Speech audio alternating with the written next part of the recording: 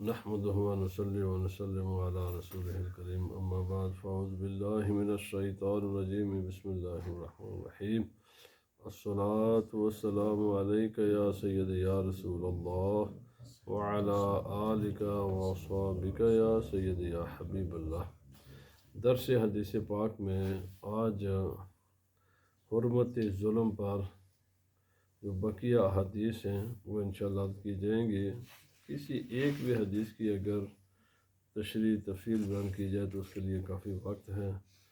تو کسی بھی عنوان پر زیادہ جب درست دیے جائیں تو پھر ظاہر بات ہے سننے والے بھی ذرا اکتا جاتے ہیں، تو اس لیے میں آج صرف بغیر لمبی چوڑی تشریح کے ڈائریکٹ رسول اللہ صلی اللہ علیہ وسلم کے ارشادات و فرمودات آپ کی خدمت میں عرض کرتا ہوں۔ حضرت ابو حمید عبد الرحمن بن سعید الساعدی رضی اللہ تعالی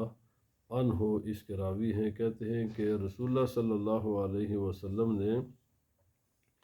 قبیلہ ازد کے ایک آدمی کو کسی معاملے پر مالی ذمہ داری اس کی سونپی، اس کو عامل بنایا اور اس کا نام تھا ابن لطبیہ۔ اس کی ڈیوٹی لگا کہ جا کر صدقات زکوٰۃ کلیکٹ کرو اور اس کی حفاظت کرو۔ جب یہ واپس آئے نا کلیکٹ کر کے، تو صدقات و خیرات اور زکوٰۃ وصول کی لوگوں سے اور پھر واپس آئے تو آ کر کہا ھذا لکم ھذا اہدی الیہ، جناب یہ ہے تمہارا جو جس کام کے لیے تم نے مجھے بھیجا تھا، زکوٰۃ لینے کے لیے، صدقات لینے کے لیے، اور یہ جو ہے نا یہ لوگوں نے مجھے تحفے دیے ہیں، مجھے ہدیہ دیا ہے، تو یہ تمہارا مال ہے، یہ میرا ہے۔ جب یہ مسئلہ ہوا نا تو فقام رسول اللہ صلی اللہ علیہ وسلم علی المنبر، رسول اللہ صلی اللہ علیہ وسلم ممبر پر تشریف لے گئے، فحمد اللہ و اثنى علیہ، رسول اللہ صلی اللہ علیہ وسلم نے اللہ کی حمد و ثنا بیان فرمائی، ثم قال، اس کے بعد فرمایا اما بعد فانی استعمل الرجل منکم علی العمل مما ولانی اللہ، میں کسی آدمی کو کوئی ذمہ داری سونپتا ہوں کسی بھی کام کی، جو جس کام کی ذمہ داری اللہ نے مجھے سونپی ہے، تو یہ سب کا دنیا کی چیزیں اصل میں ان کا مالک خدا ہے، اور رسول اللہ صلی اللہ علیہ وسلم خدا کے نائب، خدا کے خلیفہ ہیں، اور سرکار دو عالم صلی اللہ علیہ وسلم پھر اس کے مطابق آگے لوگوں کو ذمہ داریاں دیتے ہیں۔ فیاتیا فیقول، اور جب یہ آدمی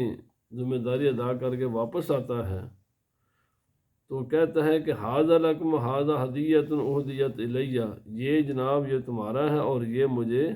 دیا گیا ہے، ہدیہ گفٹ تحفے دیے گئے ہیں لوگوں کی طرف سے۔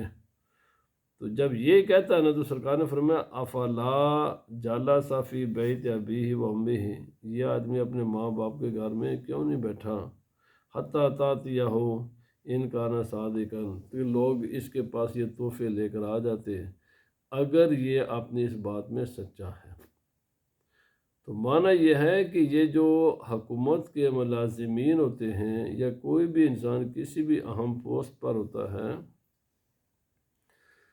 لوگ اس کو تحفے کے نام پر رشوت دیتے ہیں۔ اگر یہی آدمی اپنے گھر میں بیٹھے ہیں، معیار کیا ہے، یہی آدمی اپنے گھر میں بیٹھے، کیا یہ لوگ اس کو یہ تحفے تحائف دیں گے؟ نہیں دیں گے۔ جب کسی انسان کو تحفے تحائف دیے جاتے ہیں اور وہ کسی پوسٹ پر ہوتا ہے، اس کی کوئی ذمہ داری ہوتی ہے، آفیسر ہوتا ہے، لوگ جو اس کو مختلف ناموں کے ساتھ چیزیں دیتے ہیں نا، وہ اصل میں گفٹ نہیں ہوتے ہیں، در حقیقت نام بدل کر وہ لوگ رشوت دیتے ہیں، اور تاکہ یہ آدمی کا دل نرم رہے، اور پھر جیسے ہم اس کے ساتھ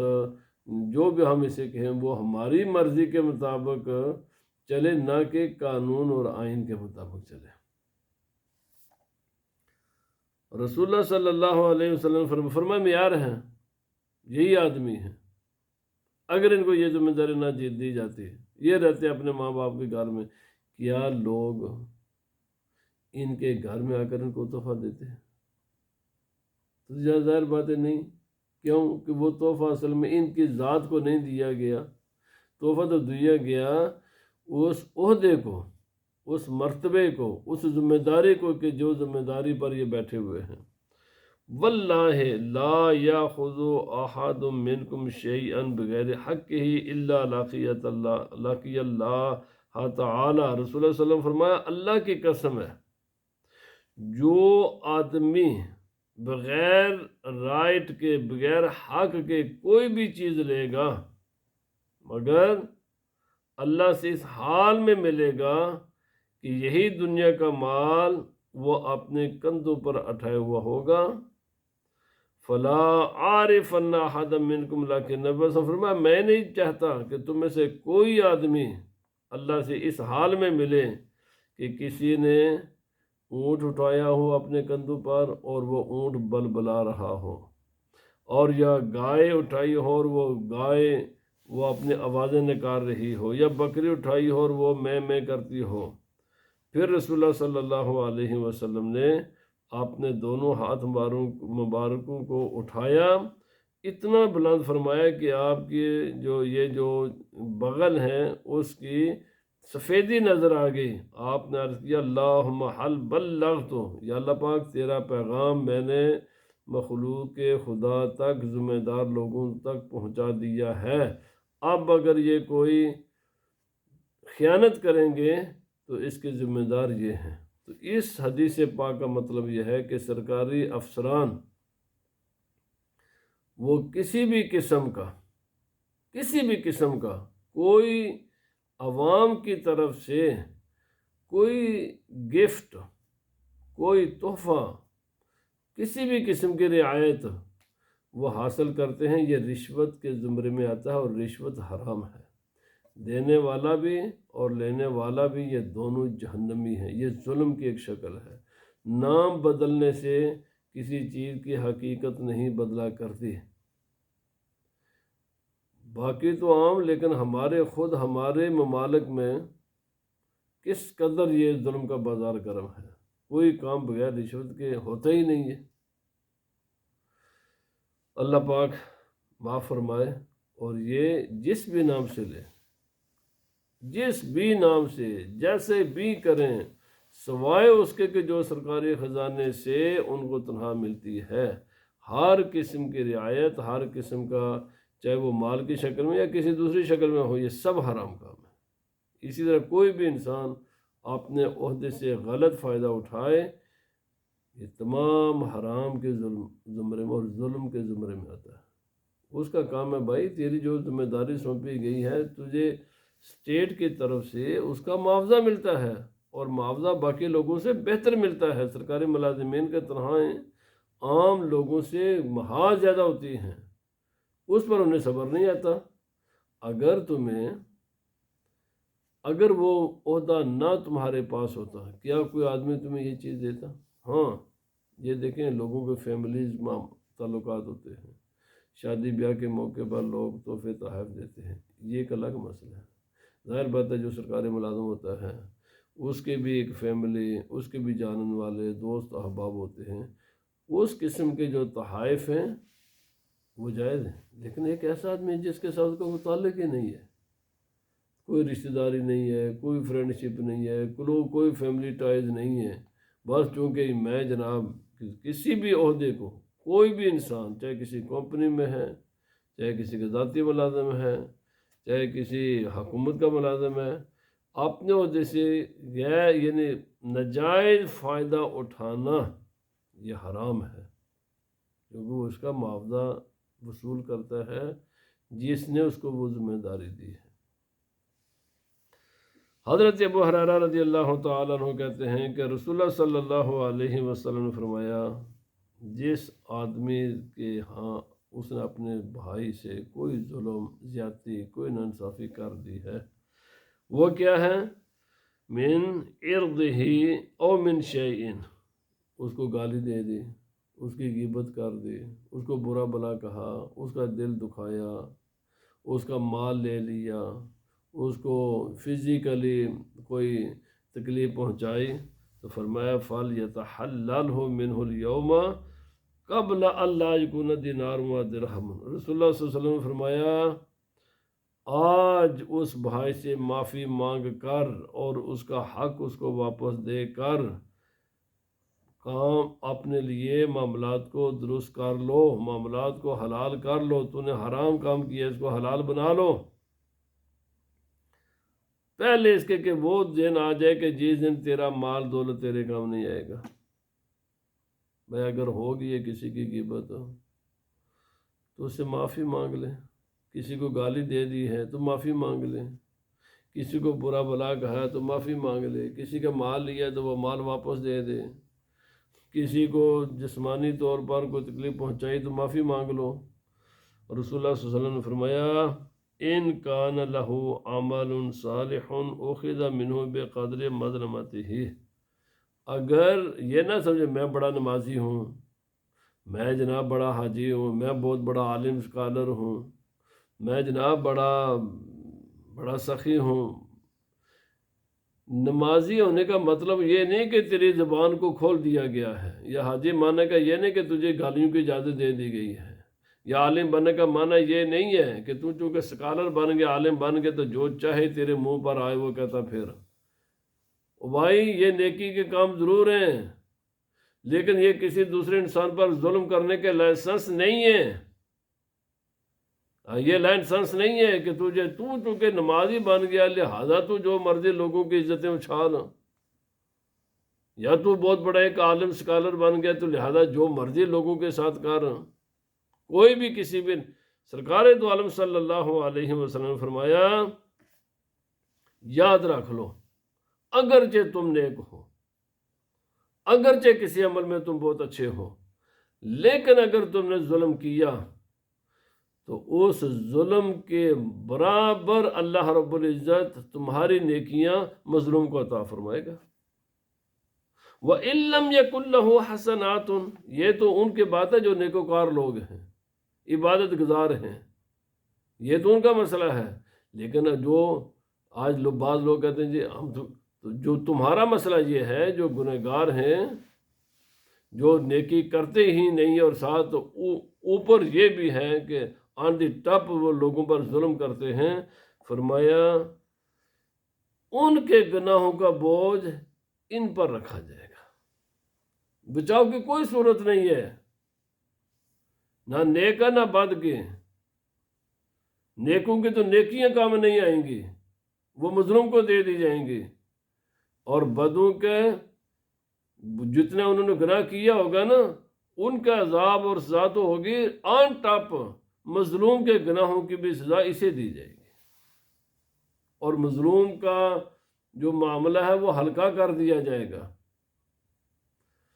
اللہ معاف فرمائے۔ حضرت عبداللہ بن عمر بن عاص رضی اللہ تعالیٰ عنہ کہتے ہیں رسول اللہ صلی اللہ علیہ وسلم نے فرمایا مسلمان وہی ہے جس کے زبان اور جس کے ہاتھ کے شر سے دوسرے مسلمان محفوظ ہوں، اور مہاجر وہی ہے کہ جو ان تمام چیزوں کو چھوڑ دے کہ جن سے اللہ تعالیٰ نے اسے منع کیا ہے۔ میں نے عرض کیا ہر حدیث کی بڑی تشریح ہے، لیکن آج وقت نے میں اس چیپٹر کو آج مکمل کرنا چاہتا ہوں۔ آپ ہی سے روایت ہے رسول اللہ صلی اللہ علیہ وسلم پر ایک بات بہت ناگوار گزری، بہت سرکار کو غصہ ایک آدمی پر، اس کا نام تھا کیرکیرا۔ آپ بہت پریشان ہوئے اس مسئلے میں، فمات، یہ جب مر گیا تو سرکار نے فرمایا ہوا فی النار، مسلمان تھا، صحابی تھا، نبی صلی اللہ علیہ وسلم کے فرمایا یہ جہنم میں ہے، ظاہر بات ہے مسلمان ہی ہوگا، تو اس لیے تو سرکار فرمایا فَذَهَبُوا يَنْظُرُونَ إِلَيْهِ فَوَجَدُوا أَبَاءَةً قَدْ غَلَّهَا، جب سرکار دو عالم صلی اللہ علیہ وسلم نے اطلاع دی کہ یہ تو جہنم میں ہے، تو فرمایا جب تحقیق کی گئی کہ جہنم میں جانے کے سبب کیا ہے، تو اس کے گھر سے جو مسلمانوں کا مال تھا نا، اس کا ایک ابا، یہ ایک لباس کی قسم ہے، مثلا ایک قمیض کہہ لیں یا ایک اوور کوٹ کہہ لیں یا ایک چادر کہہ لیں، بس اتنی سی خیانت کی تھی اس نے۔ آج جو رشوت سے بڑی بڑی کوٹھیاں بناتے ہیں اور یہ جو اتنا اتنا بڑا کرپشن کر کے اپنا مال ملک میں اور بیرون ملک منتقل کرتے ہیں، قوم کا پیسہ، یہ کیسے خدا کی بارگاہ میں جواب دیں گے؟ او بھائی، اگر نبی پاک صلی اللہ علیہ وسلم کے زمانے میں ایک چادر قومی خزانے سے، عوام الناس کے اس پیسے سے اتنی خیانت کی گئی کہ ایک ابا انہوں نے چوری کی، مر گئے، سرکار نے فرمایا جہنم میں۔ بڑی جرت ہے بھائی، بڑی جرت ہے عوام کا پیسہ لوٹنا۔ اللہ اکبر۔ حضرت ابو بکر نفیع بن الحارث رضی اللہ تعالیٰ عنہ کہتے ہیں رسول اللہ صلی اللہ علیہ وسلم نے فرمایا زمانہ واپس آج وہاں ہی آ گیا جہاں جب سے خدا تعالیٰ نے اس کو بنایا تھا، تب سے، یعنی عرب لوگوں نے نا، جیسے یہاں آج کل ہمارے ہاں بھی یہ ہے، تاریخیں بدل لیا کرتے تھے، نام بدل دیتے تھے، مثلا رجب کا نام محرم رکھ دیا، محرم کا نام رجب رکھ دیا، اور یہ مکس اپ کر دیے انہوں نے مہینے اپنی مرضی کے مطابق۔ جیسے یہاں پر عیدیں یہ اپنے مرضی کے مطابق جب چاہتے ہیں تو سعودی عرب اعلان کر دیتا ہے، آگے پیچھے کر دیتے ہیں، اور پھر اس کے جو فالوور ہیں وہ خدا کا خوف ہی نہیں ہے ان کو۔ یہ کام کرتے تھے زمانہ جاہلیت میں کہ مہینوں کے نام بدل دیتے تھے۔ انہوں نے کہہ دیا یہ ذی الحجہ لہذا لوگ حج کے لیے کریں گے، بھائی یہ چونکہ محرم ہے، تو اس طرح یہ گڑبڑ ہو چکی تھی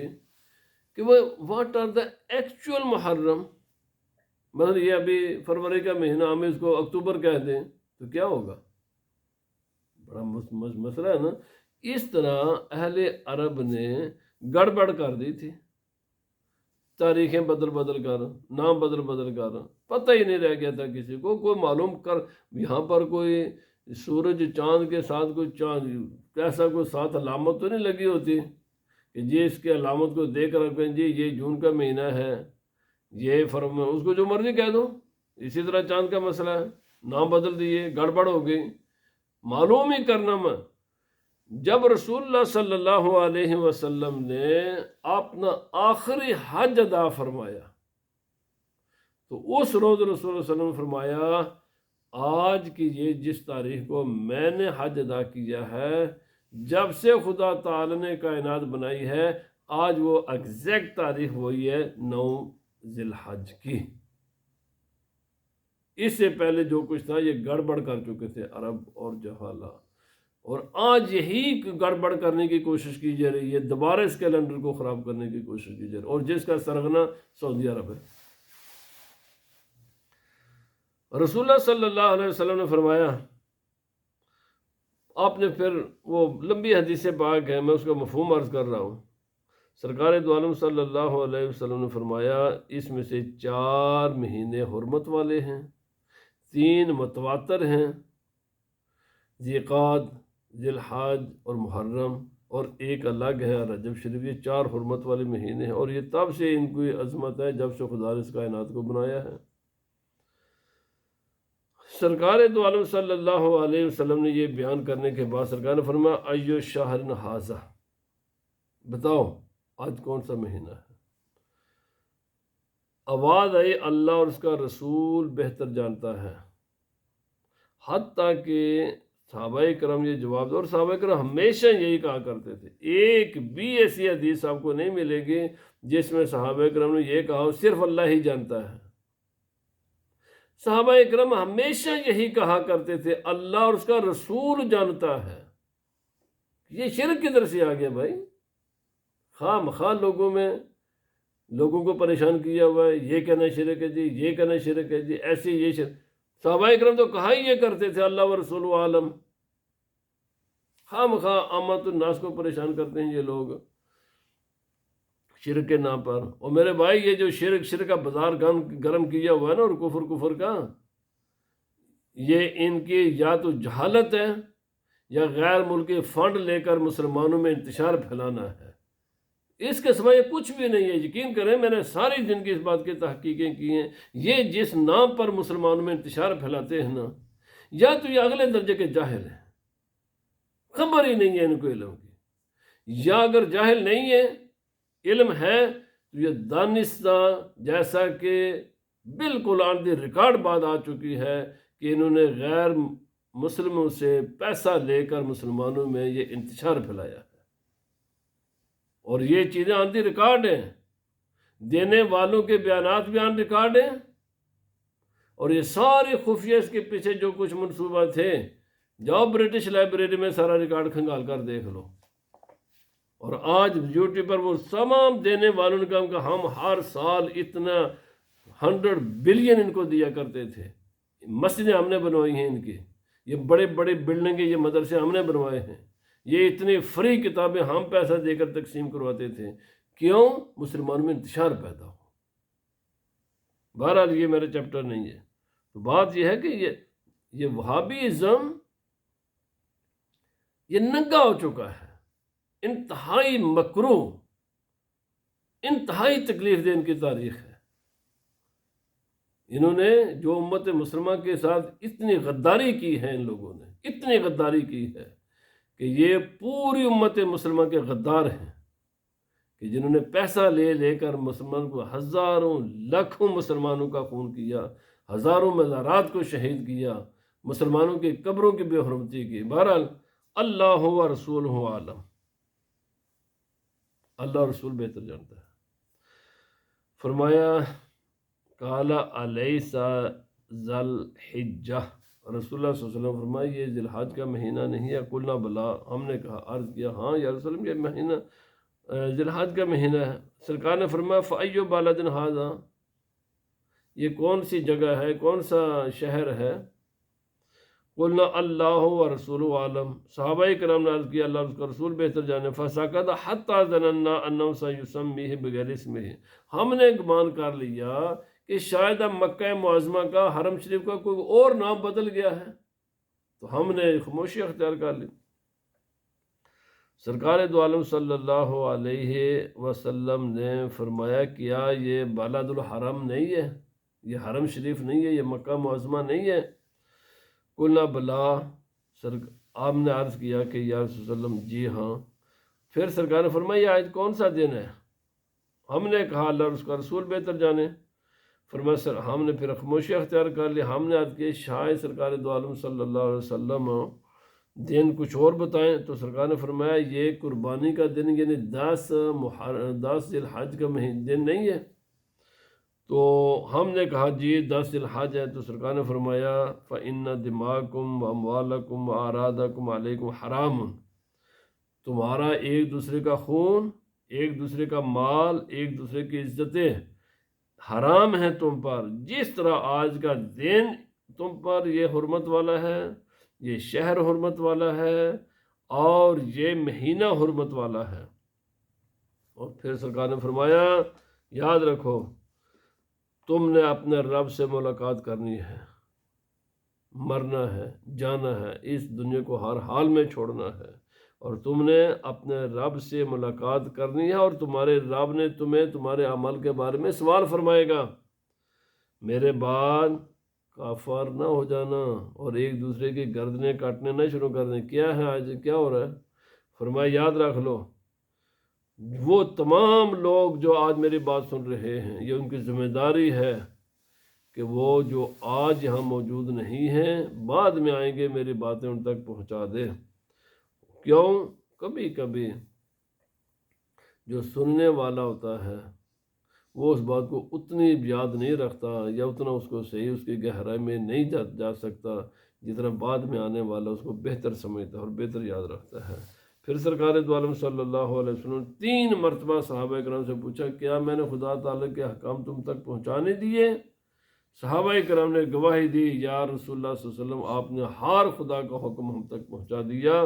پھر رسول اللہ صلی اللہ علیہ وسلم فرمایا یا اللہ پاک تو بھی گواہ رہنا جو بھی تیرا پیغام مجھ تک پہنچا میں نے تیری مخلوق تک پہنچا دیا. اور اس میں سرکار دو عالم صلی اللہ علیہ وسلم نے ہر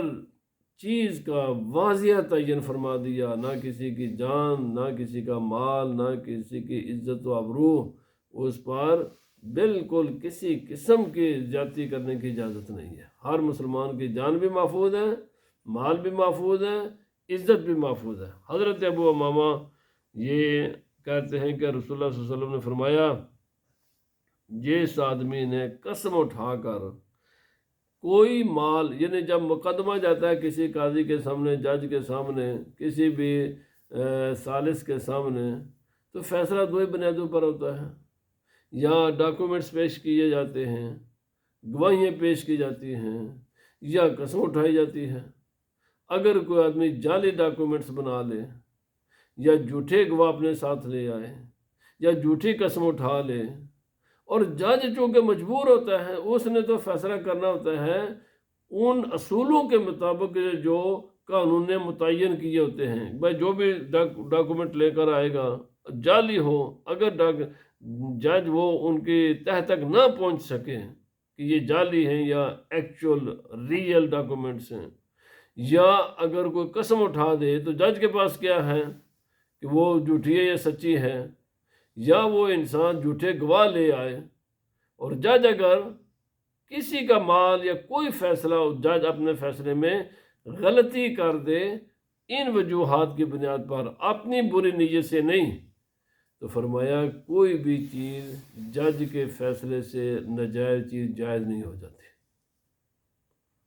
قاضی کے فیصلے سے کوئی کسی کا حق وہ منتقل، ہاں دنیا میں اس کا فیصلہ نافذ ہو جائے گا، اور دنیا میں اگر جج کی اپنی بد نیتی شامل نہ ہوئی، وہ مجرم بھی نہیں ہے۔ مجرم کون ہوگا؟ جس نے جعلی ڈاکومنٹس پیش کیے، جس نے جھوٹے گواہ پیش کیے، جس نے جھوٹی قسم اٹھائی، اور وہ اگر مال تو اس کو مل جائے گا، لیکن یہ مال کیا حلال بھی ہے اس انسان کے لیے؟ حلال نہیں ہے، حرام مال ہے۔ اور جھوٹی گواہی دینے والوں کو بھی،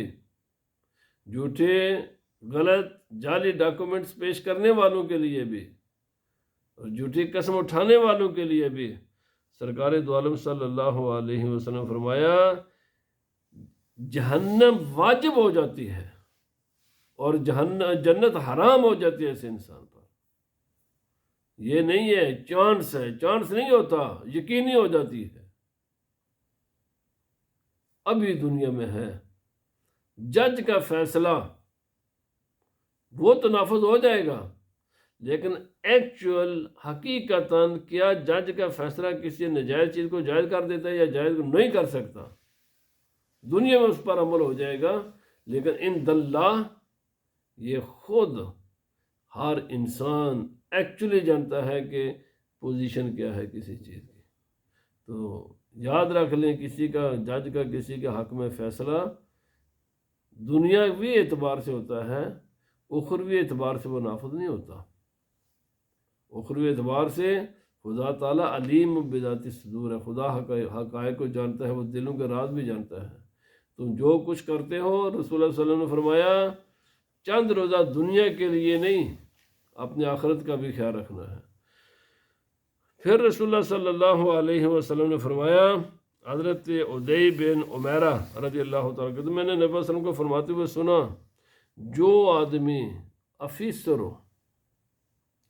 ایک سوئی، نیڈل، کتنی چھوٹی سی چیز ہے جی، نیڈل ہو یا اس سے بھی کوئی چھوٹی چیز ہو، اگر اتنی بھی بددیانتی کرے گا تو وہ اس بددیانتی کو لے کر خدا کی بارگاہ میں پیش ہوگا۔ نبی صلی اللہ علیہ وسلم فرمایا میں دیکھ رہا ہوں، فرمایا نبی صلی اللہ علیہ وسلم فرمایا افیسرز کو، ذمہ داروں کو، جس کو بھی میں کوئی ذمہ داری دیتا ہوں، جس کو بھی کوئی ذمہ داری ملے کسی کی بھی طرف سے، حکومت کی طرف سے، کمپنی کی طرف سے، افراد کی طرف سے، کسی بھی کمیونٹی کی طرف سے کوئی ذمہ داری ملے، تو سرکار دو عالم صلی اللہ علیہ وسلم نے فرمایا جو مال اس کے پاس تھوڑا ہو یا زیادہ، لوگ دکانوں پر اپنا ملازمین کو بٹھا دیتے ہیں، میں بھی دیکھتا رہتا ہوں، اب ملازمین ہوتے ہیں وہاں پیسے آتے رہتے ہیں، فرمایا ایک پینس کی خیانت، ایک پینس کی بھی خیانت، قلیل یا کثیر ہو، فرمایا یہ ایک جیسی ہوگی۔ سرکار دو عالم صلی اللہ علیہ وسلم نے فرمایا یہ ایک سوئی بلکہ اس سے بھی چھوٹے درجے کی خیانت کی گئی تو یہ قیامت کے دن سب تمہارے سامنے آ جائے گی اور لوگوں کے سامنے کہا جائے گا کہ یہ ہے وہ بددیانت انسان۔ سرکار دو عالم صلی اللہ علیہ وسلم فرمایا فمن اوتی منہ اخذ وما نہی عنہ انتہا، جس نے ذمہ داری دی ہے آپ کو، ذمہ داری شروع کرنے سے پہلے وہ تعین کر دیتا ہے میں آپ کو یہ دوں گا، بس جس پر آپ دونوں نے ایگری کر لیا ہے وہ لے لو، اس کے علاوہ کوئی چیز نہیں لے سکتے۔ مثلا میں ایک جگہ کا ملازم ہوں، میرا تعین ہو گیا جناب 1500 پاؤنڈ مجھے مہینے کا ملے گا، میرے وہاں سے میں ایک سوئی بھی نہیں اٹھا سکتا سوائے 1500 پاؤنڈ کے۔ میں مثال دے رہا ہوں، جو بھی کسی کے ساتھ تعین ہو جائے یہ پہلے کر لو، ذمہ داری ادا کرنے سے شروع کرنے سے پہلے بات چیت کر لو، نیگوشیشن کر لو، جو تعین ہو جائے وہ وصول کرو، اس کے بعد وہ اپنی مرضی سے تمہیں کچھ دے تو اس کی مرضی ہے، تم اپنی مرضی سے اس کے مال میں سے ایک سوئی بھی نہیں لے سکتے۔ بلکہ سرکار نے سوئی کر بھی نہیں، چلو سوئی نہیں لے سکتے، سرکار نے فرمایا اس سے چھوٹی چیز بھی نہیں لے سکتے، ایک ذرہ برابر بھی اس کا کوئی تم نہیں اٹھا سکتے۔ حضرت ابو قتادہ رضی اللہ تعالیٰ عنہ کہتے ہیں رسول اللہ صلی اللہ علیہ وسلم سے سوال کیا گیا، میں یہ حدیث جو کہ وقت کا میں پوری حدیث نے عرض کرتا، سرکار سے فرمایا گیا یا رسول اللہ صلی اللہ علیہ وسلم افضل ترین عمل کیا ہے جس سے تمام گناہ معاف ہو جائے؟ سرکار نے فرمایا اللہ کی بارگاہ میں شہادت۔ عرض کیا شہادت سے تمام گناہ معاف ہو جاتے ہیں؟ سرکار نے فرمایا شہید کے سب گناہ معاف ہو جاتے ہیں سوائے ایک کے، مسلم شریف کا حدیث پاک ہے۔ فرمایا الا الدین فإن جبرائیل قال لی ذالک، سرکار نے فرمایا میں نے ابھی تمہیں کہا تھا کہ شہادت ایک ایسی چیز ہے کہ جس سے تمام گناہ معاف ہو جاتے ہیں، بس جب میں نے کہا تو فوراً جبرائیل علیہ السلام میرے پاس آئے، وہ آ کر عرض کیا کہ یا رسول اللہ صلی اللہ علیہ وسلم اپنی امت کو بتا دو سب معاف ہوتے مگر ایک نہیں معاف ہوتا، وہ ہے کسی کا قرض، کسی کا پیسہ مال، یہ معاف نہیں ہوگا، باقی شہید کے سب گناہ معاف ہو جاتے ہیں۔ کتنی بڑی بات ہے جی۔ حضرت ابو ہریرہ رضی اللہ تعالی عنہ کہتے ہیں کہ نبی پاک صلی اللہ علیہ وسلم فرمایا بتاؤ غریب کون ہے، مفلس کون ہے، کلش کون ہے، ہو از دا پور پرسن؟ صحابہ کرام نے اپنے اپنے خیال کے مطابق بتایا، میں مفہوم عرض کر رہا ہوں وقت کی قلت کی وجہ سے۔ سرکار نے فرمایا مفلس وہ نہیں ہے، کلاش وہ نہیں ہے، غریب پور وہ نہیں ہے کہ جس کے پاس درہم نہ ہو، پیسے منی نہ ہو، پاؤنڈ ڈالر نہ ہو، یا کوئی اس کو دنیا کا مال نہ ہو۔ فرمایا مفلس وہ انسان ہے کہ جس کے نام عمل میں نمازیں بھی ہیں، روزے بھی ہیں، زکوٰۃ بھی ہے، باقی اعمال خیر بھی ہے، لیکن اس کے ساتھ اس نے کسی کو گالی بھی دی ہے، کسی پر جھوٹا الزام بھی لگایا ہے، کسی کا اس نے مال بھی کھایا ہے،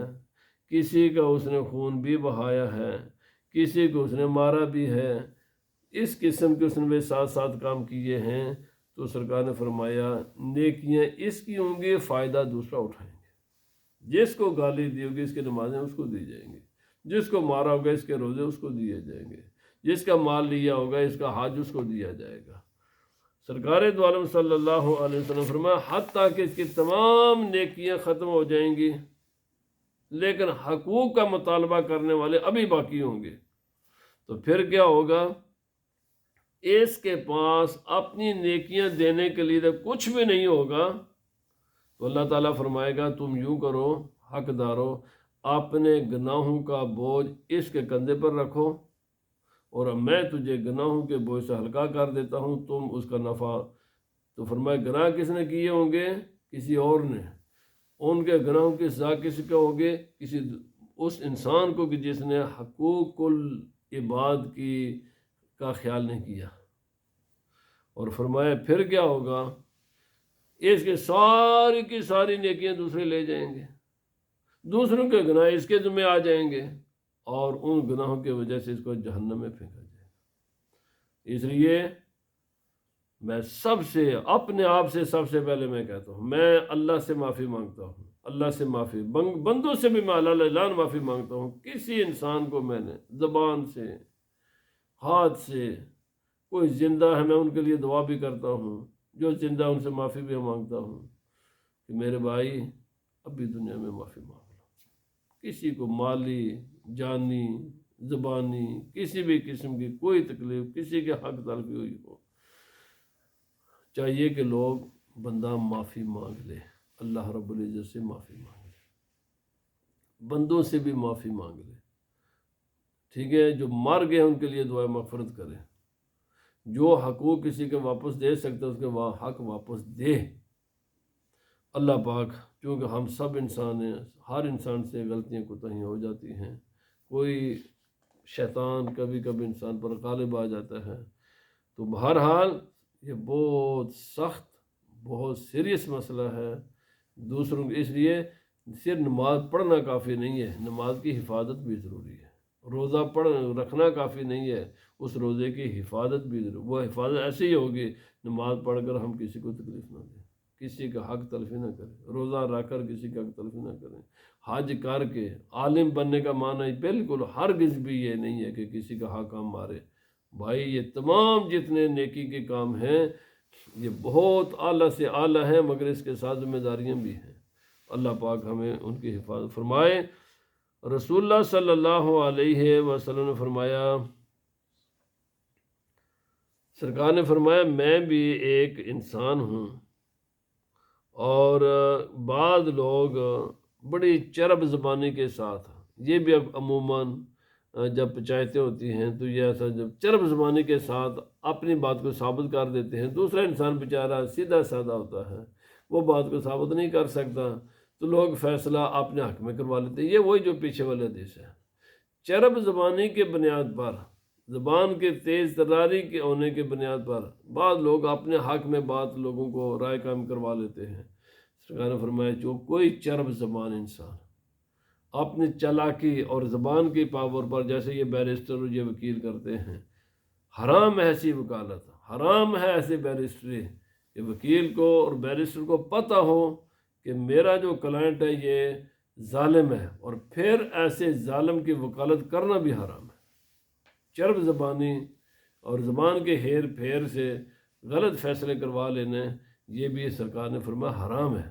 دوسرے کی سادگی کا معنی یہ نہیں ہے کہ تم اپنی زبان کی تیز ترار اور الفاظ کے، یہ بہت زیادہ، یہ خاص خصوصاً یہ جو بیرسٹر اور یہ جو بھائی میں نے عرض کر دیا، یہ لازم ہے، اور ہمارے جو بھی یعنی میں نے پڑھا علامہ اقبال کے بارے میں، وہ بھی چونکہ وکیل تھے، قائد اعظم کے بارے میں نے پڑھا، وہ بھی چونکہ وکیل تھا، یہ کئی ایسے مجھے یاد ہے کہ وہ یہ تو خود ان کے واقعات ہیں کہ یہ کوئی بھی کیس لینے سے پہلے بڑی اچھی طرح چھان بین کر لیا کرتے تھے کہ یہ کوئی ہم سے غلط بات تو نہیں کروائے گا، یعنی یہ بات میں حق پر بھی ہے کہ یہ نہیں ہے۔ اسی طرح مجھے یاد ہے کہ ایک بہت بڑے وکیل ہیں، تو وہ اپنے پیر صاحب کے پاس گئے تو پیر صاحب نے فرمایا میرے ساتھ بات بھی نہیں کرنی،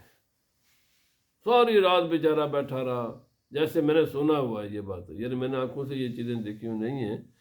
سنا۔ تو وہ پیر صاحب نے کہا مرید بنانے سے پہلے میں صرف آج تو جناب صرف پیسے کے لیے مرید بناتے ہیں، اور بھائی اللہ کے بندو، انہوں نے کہا ہرگز میں تجھے اپنا مرید نہیں بناؤں گا، میرے ساتھ ایک وعدہ کر، کسی بھی کا کیس لینے سے پہلے خود تیرا اپنا دل مطمئن ہونا چاہیے کہ یہ آدمی مظلوم ہے، میں نے مظلوم کی مدد کرنی ہے کورٹ میں۔ پیسے کمانے کے لیے وکالت حرام ہے، کہ نہ یہ دیکھیں یہ مظلوم ہے، نہ یہ دیکھیں یہ ظالم ہے، ہر حال میں کیس جیتنے کی کوشش کرنا یہ حرام ہے، اور یہ حرام کا پیسہ ہے، وکلاء کا پیسہ حرام کا پیسہ ہوتا ہے، جب اگر وہ ایسی وکالت کریں کہ جس میں ظالم اور مظلوم کو پہلے وہ خود چیک نہ کر لیں۔ اگر وہ ہر ایک کا کیس لے لیں، چاہے وہ ظالم ہے تب بھی اس کا بھی کیس لے لیں، چاہے مظلوم ہے اس کا بھی کیس لے لیں، اور بس ہر ایک کی مدد کریں، یہ حرام ہے اسلام میں۔ یس، ان کو اجازت ہے، پیسہ بھی لینے کی اجازت ہے، یہ سارے کاموں کی اجازت ہے، صرف ایک شرط پر کہ جس کے آپ وکیل ہیں پہلے تسلی خود تو کرے نا جج سے فیصلہ کرانے سے پہلے کہ یہ آدمی مظلوم ہے، یہ مظلوم ہے، یہ ظالم نہیں ہے، ظالم کی وکالت کرنا حرام ہے۔ نبی صلی اللہ علیہ وسلم نے فرمایا ہمیشہ مومن اس میں گنجائش میں رہتا ہے جب تک کہ وہ کسی کا خون نہیں بہاتا۔ بھائی فزیکل یہ جو اپنی بیوی کو مارتے ہیں نا اور بےہودگی کے ساتھ مارتے ہیں، یاد رکھ لیں، چاہے بچہ ہو، بیوی ہو، کوئی بھی ہو، ہر ایک خدا نے آزاد پیدا کیا ہے، ہر ایک کے خون کی حفاظت ہے، ہر ایک کے ساتھ میں۔ آج اگر کسی کی مظلومیت اور اس کی کمزوری سے غلط فائدہ اٹھا کر گالیاں دینا، مارنا، برا بلا، یہ چیزیں، سرکار دو عالم صلی اللہ علیہ وسلم فرمایا تم گنجائش میں رہتے ہو جب تک کسی کا خون نہیں بہاتے، جب تک کسی کو یعنی فزیکل تکلیف نہیں دیتے۔ یہ جو فزیکل تکلیفیں ہیں نا جی، یہ بہت سخت مسئلہ ہے۔